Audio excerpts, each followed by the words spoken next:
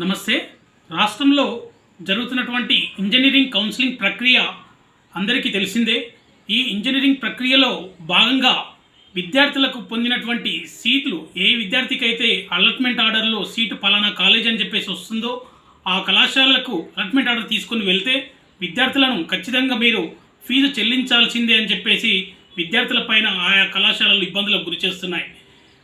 Allotment ఆర్డర్లోనేమో zero payment అని ఉంటుంది, కానీ అక్కడికి వెళ్తే మాత్రం మీరు జీరో పేమెంట్ కాదు, ఖచ్చితంగా ఏదైతే ఫీజు ఉందో ఆ ఫీజు మొత్తం చెల్లించాలని చెప్పేసి చెప్తున్నాయి.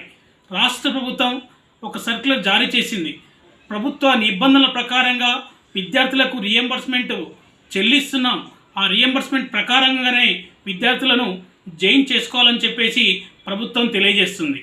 కానీ విద్యార్థులు సీట్ వచ్చిన తర్వాత కళాశాలలకు వెళ్తే ఖచ్చితంగా ప్రభుత్వ నిబంధనలను ఉల్లంఘించి ఆయా కళాశాలలు విద్యార్థులను ఫీజు చెల్లించాలని చెప్పేసి హుకుం జారీ చేస్తున్నారు.